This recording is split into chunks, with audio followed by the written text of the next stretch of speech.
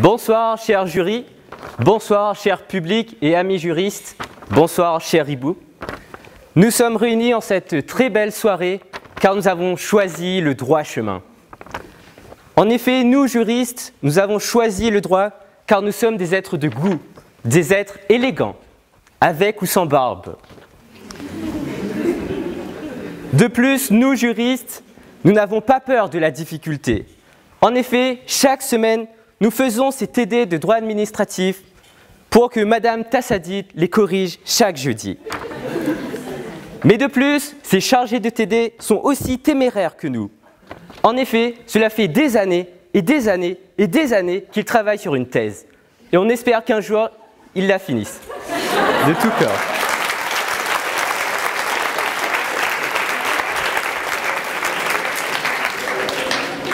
De plus, le juriste vit droit, il mange droit, il pense droit et il dort droit. Enfin, parfois il se lève la tête à l'envers le lendemain d'une bonne cuite au Shamrock. Ainsi, le juriste vit pour le droit. Et lorsqu'il entend que le Barça a gagné 6-1 contre le Paris Saint-Germain, le juriste entend article 6, paragraphe 1 de la Convention européenne des droits de l'homme. De plus, vous et moi, cher public, nous sommes des maniaques, des psychorigides de la dichotomie.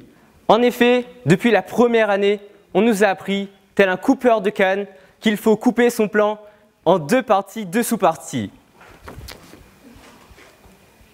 Ainsi, demain, lors de notre call de droit administratif, si nous voulons espérer avoir la moyenne, il nous faudra sortir notre sabre et couper notre copie en deux parties, deux sous-parties.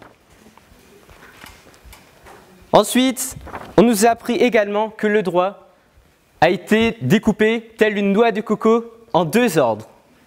L'ordre administratif, où il y a les publicistes, ces êtres d'exception, ces êtres d'un grand goût.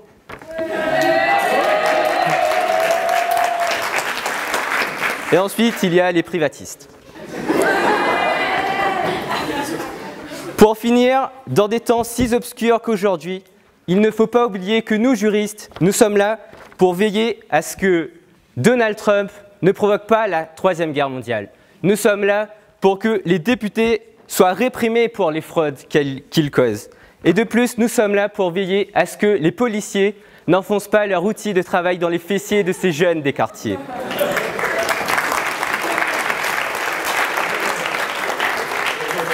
Mais plus sérieusement, en pleine période d'attentats et d'état d'urgence, il est de notre devoir, chers juristes, de veiller à ce que les droits et libertés fondamentales de chacun soient garantis. C'est pour ça, aujourd'hui, plus que jamais, il faut être un juriste. Merci.